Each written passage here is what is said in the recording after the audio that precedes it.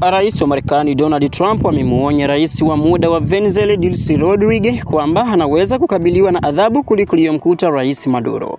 Rais wa muda wa Venezuela Delcy Rodriguez ameunda tume ya kutaka kuachiliwa kwa Rais Nicolas Maduro na mkewe Celia Florence ambao walikamatwa na wanajeshi wa Marekani na kupelekwa nchini Marekani.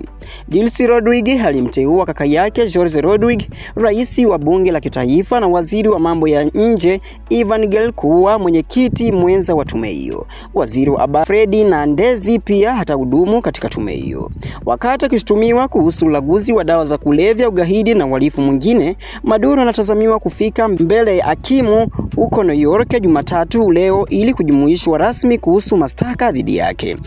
Trump pia amemuonya rais wa Colombia, nchi jirani ya Venezuela, katika matamshi aliyoyatoa alipokuwa akipanda Air Force One, ndege aliyopanda rais wa Marekani. Una mtazamo upi ndugu mtazamaji wa Varado Online TV zidi kwa ambacho kinaendelea kwa nchini Venezuela kuhusu rais kutekwa na kuwa na rais wa muda mfupi hadi pale atakapoachiliwa Rais Maduro?